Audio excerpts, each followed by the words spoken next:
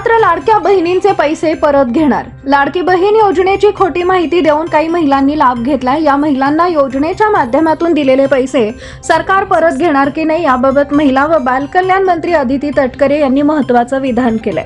सरकारी चलनाच्या माध्यमातून ते पैसे राज्य शासनाच्या तिजोरीत येतील। राज्य शासनाची तिजोरी असते, त्यासाठी अर्थ नियोजन विभागाशी आमचा संपर्क चालू आहे। या विभागाच्या माध्यमातून रिफंड हेड परतावा अधिकारी तयार करून देतील। त्या माध्यमातून हे पैसे राज्याच्या तिजोरीत येतील।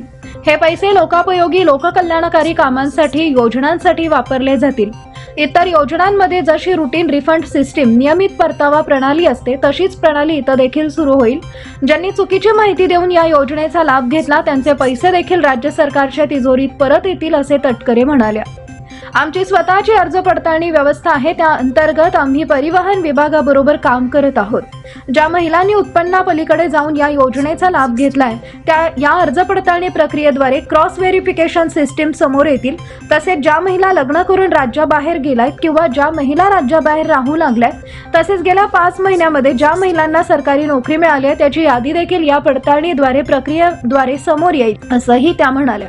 तटकरे म्हणाले, आम्ही सर्वच अर्जांची पडताळणी करणार आहोत। आतापर्यंत 4,500 महिलांनी स्वतः पुढे येत आपले अर्ज मागे घेतलेत।